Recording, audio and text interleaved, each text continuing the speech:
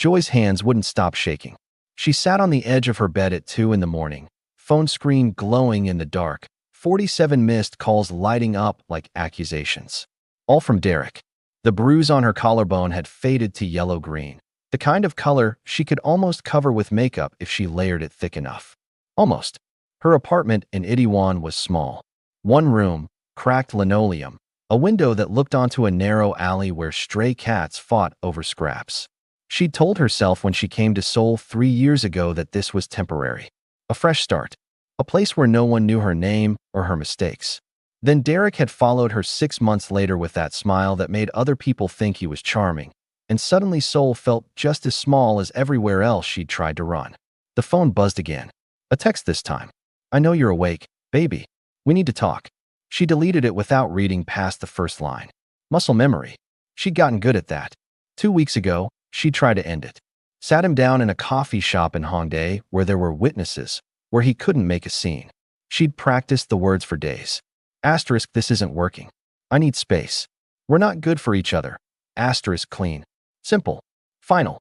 Derek had stirred his Americano and smiled like she'd told a joke only he understood. "You don't leave me, Joy. You know that." Then he'd pulled out his phone. Showed her photos. Her apartment building from across the street. Her hagwon where she taught English to middle schoolers. The coffee shop she went to every Thursday morning. The one with the owner who remembered she liked oat milk. All time-stamped. All recent. "I'm just keeping you safe, baby. Seoul's dangerous for women alone." He'd paid for both their drinks and kissed her forehead on the way out. She hadn't slept properly since. Now her phone lit up again. Another call. She watched it ring until it stopped, then started again immediately. On the nightstand, her passport sat inside her work bag like a promise she didn't have the courage to keep. She could leave. Buy a ticket tonight. Be gone by morning. Except Derek knew people. The kind of people who moved pills to American soldiers on base, who had connections that spiderwebbed through Itaewon's back alleys and up into places she didn't want to think about. He'd told her once, casually, like he was talking about the weather, that he had friends who could find anyone. Anywhere. "Just in case you ever get lost," he'd said. Her phone buzzed. Not a call this time. A message from Minji, her co-worker. "Girl, you coming out tonight? Club Octagon. I know you need this." Joy stared at the message. Derek hated when she went out. Hated when she wore anything he hadn't approved. Hated when she smiled at strangers or stayed out past midnight or existed in any way that didn't include him watching. She typed back, "I don't know. I'm tired." Minji's response came immediately. "That's exactly why you need to come. When's the last time you did something fun?" Joy couldn't remember. The last 8 months had been a slow suffocation, each day tighter than the one before. She thought about her students, about the girl in her afternoon class who'd stayed after last week to ask if Teacher Joy was okay, because she seemed sad lately. Joy had lied and said she was just tired. The girl had nodded like she didn't believe it, but was too polite to push. Her phone buzzed again. "Derek, answer me." Something cracked inside her chest. Small but definite, like the first fracture in ice before it breaks completely. She opened her closet and pulled out the red dress she'd bought a year ago and never worn. Found the lipstick she'd hidden in the back of her makeup drawer, the one Derek said made her look like she was trying too hard. She put it on slowly, carefully, watching herself in the bathroom mirror under fluorescent light. The woman looking back at her had scared eyes, but red lips. She texted Minji, "I'm coming." Then she turned off her phone. The club was exactly what she needed, loud enough that she couldn't think, dark enough that she could disappear. Bodies pressed together on the dance floor, lights cutting through smoke. Bass so heavy she felt it in her ribs. Minji had grabbed her hand the second she walked in and pulled her into the crowd, shouting something Joy couldn't hear, but understood anyway. "Let go. Forget. Be someone else for a few hours." For 20 minutes, Joy almost believed it was possible. She danced with her eyes closed, letting the music drown out everything else. No Derek. No fear. No missed calls stacking up on a phone she'd left in her bag. Just this. Just now. Just the feeling of her body moving in a way that belonged only to her. Before the story continues, kindly subscribe to this YouTube channel, like the video, comment, and turn on notifications so you don't miss the conclusion of this story and more intense stories like this. Then she opened her eyes and saw him. Derek, pushing through the crowd. His eyes locked on hers across 30 feet of strangers, and the expression on his face made her stomach drop. Not angry. Worse. That calm, controlled look he got right before She backed away, stumbled. Her heel caught on something, and she lurched sideways, colliding with someone solid. A man. Tall. Korean. Expensive watch catching the club lights. Eyes so dark they looked black. Derek was getting closer. 10 feet. 8. Joy didn't think. She grabbed the stranger's face with both hands and kissed him. For half a second, he went completely still. She felt his surprise, felt the moment he could have pushed her away. Then his hand came up to her waist. Firm. Controlled. Deliberate. He kissed her back. Not rough. Not aggressive. Calculated, like he was solving a problem.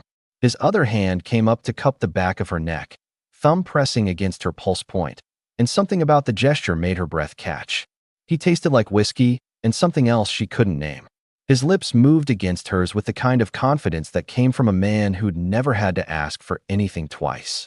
When she finally pulled back, gasping, he was watching her face with an expression she couldn't read. Derek had stopped 3 feet away. The stranger still hadn't looked at him. His eyes stayed on Joy, studying her like she was a puzzle he was deciding whether to solve. Then he said something in Korean, low and sharp. 2 men in suits appeared from nowhere.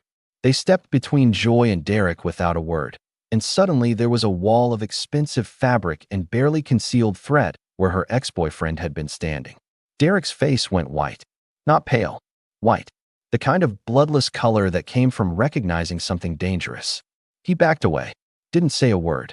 Didn't even look at Joy again. Just turned and disappeared into the crowd like he'd never been there at all. Joy's legs felt like water. She was still standing too close to the stranger, close enough to feel the heat coming off his body, close enough to see the exact moment his expression shifted from alert to something almost curious. "Thank you," she whispered. Her voice came out broken. "I'm sorry. I didn't mean to. He was." "Breathe," the stranger said. Perfect English. Barely an accent. The kind of voice that made you listen even when it was quiet. She tried. Failed. Tried again. Her hands were shaking so badly, she had to clasp them together to hide it. "What's your name?" he asked. She hesitated. Giving her name to a stranger felt dangerous, but so did everything else about tonight. "Joy." He repeated it once, slowly, like he was memorizing the shape of it. "Joy." Then he reached into his jacket and pulled out a black business card. Just a phone number. No name. No title. Nothing else. "If he comes back," he said, pressing it into her palm. "Call me. I don't even know who you are." Something that might have been a smile touched the corner of his mouth. Kang Min-jun. The name meant nothing to her, but the 2 men in suits were still standing nearby, and the way people were moving around them, giving them space, avoiding eye contact, told her everything she needed to know. This wasn't a man who introduced himself to many people. This was a man who didn't have to. "I should go," she said. He nodded. Didn't try to stop her. Didn't ask for her number or suggest they meet again. Just watched her with those dark, unreadable eyes as she backed away into the crowd. Minji found her near the bathrooms 10 minutes later. "Girl, who was that?" "He was gorgeous. And the way he was looking at you." "No one," Joy said. "Just someone who helped me." "Helped you with what?" Joy shook her head. She couldn't explain. Couldn't put into words the feeling of Derek's eyes on her, or the stranger's hand on her waist, or the way the entire situation had felt like stepping off a cliff and discovering there was ground beneath her feet after all. They left an hour later. Joy turned her phone back on in the taxi and watched 43 new messages load one after another. All from Derek. She didn't read them. Just looked at the black business card in her other hand and wondered what kind of man carried cards with nothing but a phone number. The kind you didn't call unless you were desperate, probably. She told herself she'd throw it away when she got home. She didn't. The next morning, Derek's calls stopped. For the first time in 6 months, her phone stayed quiet. No texts. No calls. No messages asking where she was, or who she was with, or why she wasn't answering. Just silence. It should have felt like relief. Instead, it felt like the moment before lightning struck, when the air got heavy and the birds went quiet and you knew something was coming but not what. Joy went to work, taught her classes, smiled at her students, pretended everything was normal. But she kept checking her phone between lessons, kept looking over her shoulder on the subway, kept expecting Derek to appear around every corner. He didn't. 3 days passed, then 5, then a week. On day 9, Joy's landlord knocked on her door with paperwork. About your lease, he said in halting English. I made mistake. You can stay. Lower rent. She blinked. What? He showed her the new contract. Her rent had dropped by 30%. The eviction notice she'd received 2 weeks ago, the one that had been keeping her up at night, was gone. But you said the building was being renovated. You said I had to leave by the end of the month. He shrugged, uncomfortable. Plan changed. You signed. She signed. Didn't understand. Went back inside and stared at the black business card on her kitchen counter for 10 full minutes before forcing herself to walk away from it. The strange protections kept happening. Small things. Invisible things. A drunk man harassed her on the subway, grabbed her wrist, and wouldn't let go. 2 stops later, police were escorting him off the train. She hadn't called anyone. Hadn't asked for help. They'd just appeared. She started noticing the black car. Same one, different drivers. It was parked outside her building in the morning when she left for work. Outside the Hagwon when her last class ended. Outside the convenience store when she stopped for dinner. Someone was watching her. Joy told herself it was paranoia. Told herself she was seeing patterns where there were none. But the car was always there, and Derek was still silent, and her rent had dropped for no reason she could explain. On day 10, a package arrived. No return address. Inside was a dress, deep blue, silk, her exact size, and a note written in clean, precise handwriting. Asterisk dinner. Tonight. The car will come at 8. MJ asterisk. Not a question. Not an invitation. A statement. Joy held the dress up to the light and felt something cold settle in her stomach. She could ignore it. Throw it away. Pretend she'd never seen it. But the black car was outside, and Derek was still gone, and someone had reduced her rent and sent police to help her and known exactly what size dress she wore. She thought about calling the number on the black card. Thought about demanding answers. But she already knew what he'd say. Asterisk, you kissed me. You're already in. Asterisk. At 7:30, she put on the dress. At 8 exactly, her phone buzzed with a message from an unknown number. The car is waiting. She looked out her window. The black car sat at the curb, engine running. A man in a suit stood beside the back door. Joy picked up her bag, checked her reflection one last time, and made a choice she knew she'd regret. She went downstairs. The restaurant didn't have a sign. They drove through Cheongdam-dong, past storefronts that cost more money than Joy made in a year, and pulled up to an unmarked door. The driver opened her door without a word. A hostess appeared and led her through a dim hallway to a private room at the back. Min-jun was already there. He stood when she entered, a small gesture, but it surprised her. Men like Derek never stood. You came, he said. Did I have a choice? The corner of his mouth lifted. No. Honest. She hadn't expected that. He pulled out her chair. She sat. A server appeared with wine, poured for both of them, and vanished. The room was beautiful in a way that felt deliberate. Low lighting, expensive art on the walls, a table that could have seated 8 but held only 2. You're angry, Min-jun said. It wasn't a question. I'm confused. About what? About why my rent suddenly dropped. About why Derek stopped calling. About why there's been a car following me for 10 days. He took a sip of wine. You needed help. I didn't ask for it. You kissed me in front of 50 people. Some of them work for me. That was asking. Joy's hand tightened on her glass. I kissed you because I was scared. I know. So you decided to what? Play hero? Control my life? Protect you, he corrected. There's a difference. Is there? He looked at her for a long moment. Your ex-boyfriend, Derek Williams, works with the Itaewon crew, moving pills to soldiers on base. Small operation, but connected enough to be dangerous. Her blood went cold. How do you know that? I know everyone who operates in my city. Your city. His eyes didn't leave hers. Yes. The word hung between them like a challenge. Joy set down her wine glass carefully, like it might shatter if she moved too fast. What are you? What do you think I am? She looked at him. Really looked. The suit that probably cost more than her entire wardrobe. The watch that caught the light when he moved. The way he sat perfectly still, like a man who'd never been uncomfortable a day in his life. The 2 men she'd glimpsed in the hallway outside, standing guard like sentries. Someone I shouldn't be having dinner with, she said finally. He almost smiled. Probably true. Then why am I here? Min-jun leaned back in his chair. Because you kissed me, and now people think you're mine. Because Derek saw it happen and he's scared enough to stay away. Because you're safer with everyone believing you belong to me than you were on your own. I don't belong to anyone. I know, but they don't. He paused. And more importantly, Derek doesn't. The server returned with food Joy didn't remember ordering. She stared at her plate without seeing it. So this is what? She asked. You're using me to what exactly? Prove a point. I'm protecting you. What I get in return is your presence at my side occasionally. We're seen together. People talk. Derek stays away because he thinks touching you means touching me. And when he realizes it's fake, he won't. Men like Derek don't think that far ahead. They see a threat and they run. Joy picked up her fork, put it down again. What if I say no? Then the car disappears. Your rent goes back up. Derek gets brave again.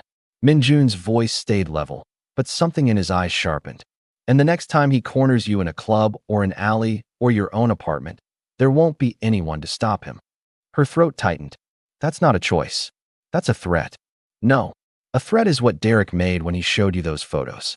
This is just reality. He took another sip of wine. I'm offering you safety. The cost is people thinking you belong to me.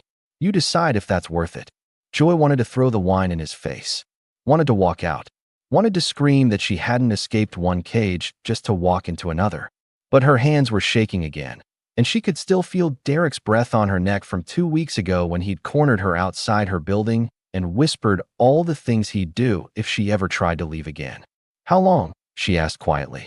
Until it's not necessary anymore. That's not an answer. It's the only one I have. They ate in silence. The food was incredible, and Joy tasted none of it. Her mind was racing, weighing options she didn't have against outcomes she couldn't predict. Min-jun didn't push, didn't try to convince her, just ate calmly, like they were discussing the weather instead of her entire life. Finally, she said, if I do this, if I play along, I need rules. He set down his chopsticks. I'm listening. You don't touch me unless we're in public and it's necessary. You don't show up at my apartment unannounced. You don't control where I go or who I see. Agreed. And you tell me the truth. Always. I don't care how bad it is. Something flickered across his face. Respect, maybe. Agreed. One more thing. Joy met his eyes. The second I want out, you let me go? No threats.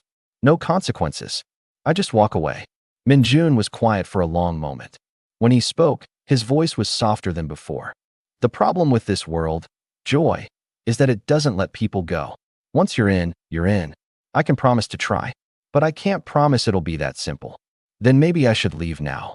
Her phone buzzed on the table. A text from a number she didn't recognize. She picked it up, and her stomach dropped. A photo of Minji leaving the Hagwon. Timestamped 30 minutes ago. Then another text. Asterisk cute friend. Be ashamed if something happened to her. We should talk, baby. Asterisk. Derek. Min-jun saw her face change. Show me. She handed him the phone. Watched his expression go flat and cold in a way that made the temperature in the room drop. He's escalating, Min-jun said quietly. He's threatening Minji because of me. Joy's voice cracked. I should never have gone out that night. I should never have. Kissed me. He handed back her phone. You did what you had to do to survive. This is Derek's choice, not yours. That doesn't help Minji. No, but I can. He pulled out his own phone, typed something, and set it down. She'll have security by the time she gets home. He won't get near her. You can't just. I already did. Joy stared at him. Why? Because you're important to me now. That means the people you care about are too. I'm not important to you. You don't even know me. His eyes found hers across the table. You're right. But you kissed me like I was the only person in the world who could save you. And for some reason, I can't stop thinking about that. Her breath caught. There was something in his voice that didn't match the careful control of everything else about him. Something raw underneath. Before she could respond, her phone rang. Derek. She stared at it. Min-jun held out his hand. Give it to me. What are you going to? Give. Me. Your phone. She did. Hated herself for it. Hated that her hands were shaking. Hated that some part of her felt relief at letting someone else handle this. Min-jun answered. Put it on speaker. Joy, baby, I know you're there. We need to talk about this little mistake you made. Kissing some random guy because you're mad at me? That's childish. You know I love you. You know we belong together. So here's what's going to happen. She's with me now. Min-jun's voice was quiet. Calm. Terrifying. If you text her again, I'll find you. If you call her again, I'll make sure they find pieces of you in 3 different districts. If you even think about her, friend, I'll make what happens to you last days instead of hours. Do we understand each other? Silence on the other end. Heavy, thick with fear. Then the line went dead. Min-jun handed back her phone. He won't bother you anymore. Joy couldn't speak, couldn't breathe. She'd just heard a man threaten to kill someone over her. And the worst part was the wave of relief that crashed over her when he did it. I should take you home, Min-jun said, standing. She followed him in a daze. The car was waiting outside. He opened the door for her himself this time, slid in beside her. They rode in silence through Seoul's night streets, neon and darkness bleeding together outside the windows. When they pulled up to her building, he walked her to her door. She didn't remember asking him to. This doesn't mean I'm yours, she said at the threshold. I know. I'm serious. I'm not some possession you can claim. I know that too. He stepped closer, not threatening, just close enough that she had to tilt her head back to look at him. I don't own you, Joy, but I will keep you safe, whether you like it or not. Why? Because when you grabbed my face in that club, you looked at me like I was just a man. Not a name, not a reputation, just someone who could help. He paused. No one's looked at me like that in a very long time. He turned and walked away before she could respond. Left her standing in her doorway with her heart pounding and her thoughts spinning and the taste of expensive wine still on her tongue. Inside, she locked the door, leaned against it, pulled out her phone and stared at Derek's contact. 47 missed calls had turned to 0. She should have felt free. Instead, she felt like she'd just traded one chain for another. This one was just prettier, softer, more expensive, but still a chain. 3 weeks passed like a dream Joy couldn't wake up from. She saw Min-jun 4 times. Dinner at a restaurant where people whispered when they walked in together. An art gallery opening in Samcheong-dong where his hand stayed on the small of her back and cameras flashed. A drive along the Han River at midnight when neither of them spoke, just sat in silence while Seoul glittered outside the windows. Each time, he was perfectly courteous. Never pushed. Never asked for more than she was willing to give. But his presence was everywhere. The black car still followed her. She'd stopped pretending not to notice. A man in a dark jacket sat in the coffee shop where she graded papers every Thursday, always 2 tables away, always watching. When she went grocery shopping, someone paid for her cart before she reached the register. When her shower broke and her landlord said it would take weeks to fix, a plumber appeared the next morning. Derek had gone completely silent. No calls, no texts, no mysterious photos. It was like he'd been erased from existence. Min-ji noticed everything. She cornered Joy in the teacher's lounge after class one Tuesday, eyes bright with curiosity. Okay, I need details. Who is this guy? And don't say nobody, because nobody doesn't send cars to pick you up from work. Joy looked up from her lesson plans. It's complicated. Complicated how? He's gorgeous. He's clearly obsessed with you. And you look terrified every time I mention him. What am I missing? Everything, Joy wanted to say. You're missing everything. But how could she explain? How could she put into words that she was pretending to date a man who might be a criminal, that she was trading her freedom for safety, that every time Min-jun looked at her with those dark, unreadable eyes, she felt something she didn't want to name. He's just someone I'm seeing, she said finally. It's new. I don't want to jinx it. Min-ji squealed and grabbed her hands. Joy, this is amazing. You seem so much happier lately. And Derek finally left you alone, right? I haven't seen him lurking around in weeks. Yeah, Joy said softly. He's gone. That night, she made a decision. She was going to test the boundaries of this arrangement. See what happened if she stepped outside the invisible fence Min-jun had built around her. She texted Min-ji, "Want to get drinks tonight? Just us?" Min-ji's response came immediately, yes. Finally, girls' night. Joy didn't tell Min-jun, didn't call the car. Just met Min-ji at a bar in Hongdae, ordered soju, and for 2 beautiful hours pretended she was just a normal woman having a normal night with her friend. Then she saw the black car pull up outside. Min-jun got out. He wasn't wearing a suit this time, just dark jeans and a black shirt. But somehow that made him look more dangerous. He walked into the bar, scanned the room, and his eyes found hers immediately. He didn't look angry. That would have been easier. He just looked disappointed. "We need to leave," he said when he reached their table. "I'm with friends." Now, Joy. Something in his voice made her throat tight. Min-ji was staring between them, confusion written all over her face. "Girl," Min-ji whispered. "Maybe you should go? He looks really serious." Joy stood. grabbed her bag, followed Min-jun outside without another word.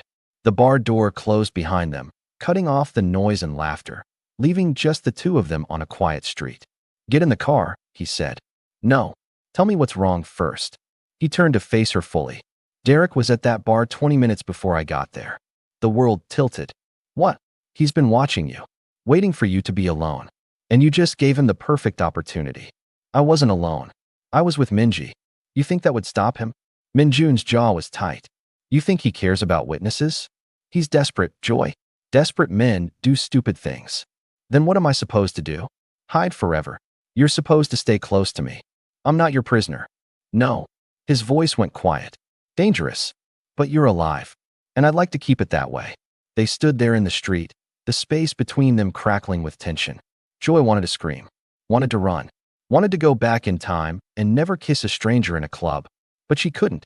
And standing here, looking at Min-jun's face in the streetlight, seeing the genuine concern underneath all that control, she realized something that terrified her. She was starting to trust him. "Take me home," she said finally. The ride was silent. When they pulled up to her building, Min-jun got out with her. "You don't need to walk me up." "Yes, I do." They didn't speak in the elevator. Joy's hands were shaking again, but this time not from fear. From anger. From frustration. From the crushing weight of realizing she had no good choices left. At her door, she turned to him. "I can't live like this. I can't spend the rest of my life looking over my shoulder, waiting for Derek to." She didn't finish the sentence. Didn't need to. Min-jun stepped closer, close enough that she could smell his cologne, something expensive and clean. "I'm working on it." "Working on what?" "Making sure he can't hurt you. Permanently." The way he said it made her blood run cold. "What does that mean?" "It means I'm handling it. You don't need to know how." "Yes, I do. You promised me the truth." He looked at her for a long moment. "Derek is a problem. Problems get solved. That's all you need to know." "That's not good enough." "It has to be." His hand came up, almost touched her face, then dropped. "Go inside. Lock the door. Don't open it for anyone but me. You can't tell me what to." "Joy." Her name came out sharp. "Final. Please. Just for tonight. Please just listen." The please broke something in her. She nodded, went inside, locked the door like he asked. Through the peephole, she watched him stand there for a full minute before walking away. The next morning, Joy went to work like normal, taught her classes, smiled at her students, pretended her hands weren't shaking when she wrote on the whiteboard. During her lunch break, she got called to the front office. The secretary looked pale. "Your classroom," she said. "Someone you should see." Joy ran up 2 flights of stairs, down the hall, to her classroom door standing open. Inside looked like a tornado had hit it. Desks overturned, books torn and scattered, student work ripped off the walls. And on the whiteboard, written in red marker in letters 2 feet high, "You made your choice." Her phone rang. Min-jun. She answered with shaking hands. "He was here, at my school." "I know. I'm already on my way." "How do you?" "I have someone watching the building." They called the second they saw what happened. His voice was tight, controlled anger. "Don't touch anything. Don't talk to anyone. Just wait for me." He was there in 15 minutes. Walked past the gathered teachers and administrators like they didn't exist, went straight to Joy. His eyes swept over her face, checking for injuries. "Are you hurt?" She shook her head. Couldn't speak. He looked at the classroom. At the message. Something crossed his face that made him look inhuman. Then he took Joy's hand and led her out. "Where are we going?" "My place." "Pack a bag. You're staying with me." "No. I can't just. This isn't optional anymore." Min-jun. He stopped walking, turned to face her in the middle of the hallway with teachers staring. "He broke into your workplace. Destroyed your classroom. Left you a message. Next time it won't be furniture, Joy. It'll be you. So you're going to pack a bag, and you're going to stay with me until I fix this. Do you understand?" She wanted to argue, wanted to fight, but the red letters on her whiteboard were burned into her vision, and her students' ruined work was scattered across the floor, and Derek was getting bolder. "Okay," she whispered. Min-jun's apartment wasn't an apartment. It was a penthouse that took up the entire top floor of a building in Gangnam, all glass and steel and views of Seoul that stretched to the horizon. It was beautiful. It was cold. It felt like a very expensive prison. Joy stood at the window looking out at the city while Min-jun made calls in his study. She could hear his voice through the door, speaking rapid Korean. too fast for her to follow. But she caught her name. Derek's name. Other words that sounded dark and final. When he finally emerged 2 hours later, he looked tired. He found her still at the window. The guest room is down the hall. Second door. There are clothes in the closet that should fit you. How long? She asked without turning around. I don't know. That's not good enough. It's all I have right now. She turned to face him. What are you going to do to him? What needs to be done? Don't give me that cryptic. Joy. He crossed the room, stopped in front of her. You want the truth? The truth is Derek is a dead man. He just doesn't know it yet. The only question is how much he suffers first. And I'm trying very hard to make the right choice about that. The moral choice. But it's getting harder every time he scares you. Her breath caught. You can't just kill someone. I can. I have. I will. His eyes didn't leave hers. Does that terrify you? It should. It absolutely should. But standing here, looking at this man who'd threatened murder to keep her safe, all Joy felt was a twisted sense of relief. Yes, she said. But her voice shook for different reasons now. That night, Joy couldn't sleep. She lay in the guest room that was bigger than her entire apartment, staring at the ceiling while Seoul hummed outside the floor-to-ceiling windows. Down the hall, she could hear Min-jun moving around. At 3 in the morning, she gave up and went looking for him. She found him in his study, sitting at his desk with a glass of whiskey, still dressed, staring at nothing. Can't sleep either? She asked from the doorway. He looked up. Never could. She came in, sat in the chair across from him.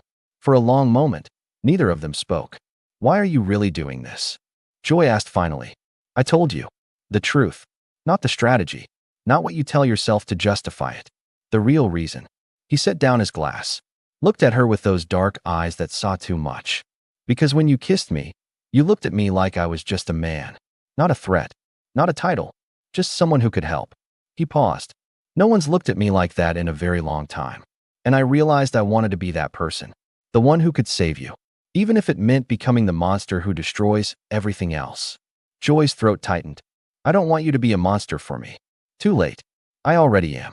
The next morning, Min-jun got a call that made his entire body go rigid. Joy saw it from across the room.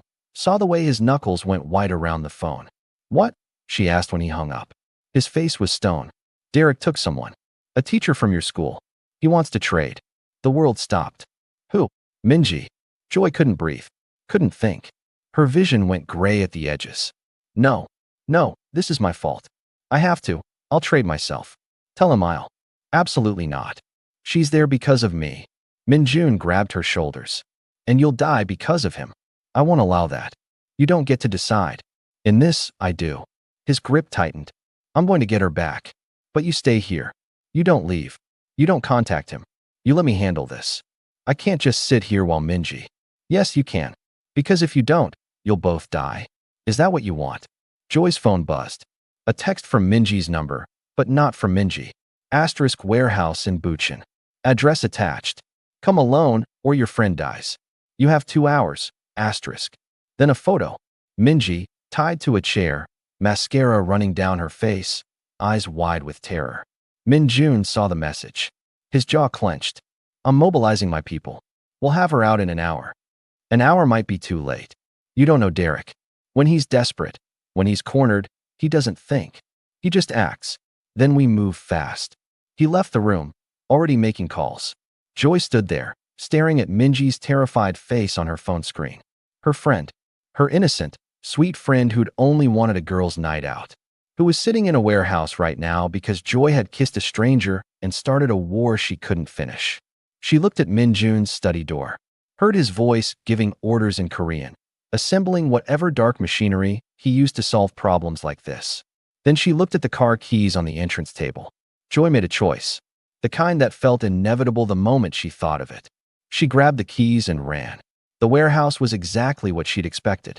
Abandoned. Industrial. The kind of place where screams wouldn't carry. Joy's hands shook as she parked Min-jun's car outside. She knew this was stupid. Knew Min-jun would be furious. Knew she might die here. But Minji was inside. And this was Joy's fault. She walked through the door. Derek was waiting. He stood in the center of the empty space. And Minji was there, tied to a metal chair, alive but crying. Derek smiled when he saw Joy. That same charming smile that had once made her feel safe and now made her want to vomit. There she is, he said. I knew you'd come. You always do what I want eventually. Let her go. You wanted me. Oh, I wanted a lot of things. I wanted you to remember who you belong to. I wanted that Korean psychopath to understand what happens when someone takes what's mine. But mostly, he stepped closer. I wanted you to hurt the way you hurt me. I never hurt you, Derek. I just wanted to be free. Free. He laughed. There's no such thing, baby. There's just choosing which cage you like better. And you chose wrong. He grabbed her arm, yanked her forward. His other hand came up, and she saw the knife too late. Not aiming to kill, aiming to mark, to scar, to make sure everyone knew she'd defied him. The blade caught her cheek. She felt it cut, felt the hot rush of blood. Then headlights flooded the warehouse. Multiple cars, doors slamming, and Min-jun walked in with 6 men behind him, and the look on his face was death itself. Let them go. Derek laughed, but it sounded thin. Nervous. Or what? You'll kill me? In front of all these witnesses. Min-jun didn't blink. Yes. The single word dropped the temperature 20 degrees. Derek's smile faltered. He shoved Minji's chair forward, grabbed Joy, put the knife to her throat. Everyone stays back, or I cut her. Joy felt the blade against her skin, felt Derek's hand shaking. And suddenly, looking at Min-jun across 30 feet of concrete, she understood something. She wasn't helpless anymore. She went completely still and said, "Do it." Derek froze. What? Do it. Kill me. Then see how long you survive. She kept her eyes on Min-jun. You think this ends with me? You think he'll just let you walk away? You don't know who he is. You don't know what he's capable of. Shut up. He's Kang Min-jun. The Kang family. You threaten what's his. There's nowhere you can hide. Nowhere you can run.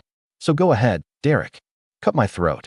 And spend whatever time you have left knowing exactly what's coming for you. Derek's hand was shaking badly now. He looked at Min-jun, really looked, and Joy saw the moment he understood. Saw true fear cross his face. She's bluffing, Derek said, but his voice cracked. Min-jun's expression didn't change. Try me. Derek's nerve shattered. He threw Joy forward and ran for the back exit. Didn't make it 3 steps. One of Min-jun's men moved, a single suppressed shot, and Derek went down screaming. Leg wound. Not fatal. Intentional. Min-jun walked over slowly, crouched beside Derek.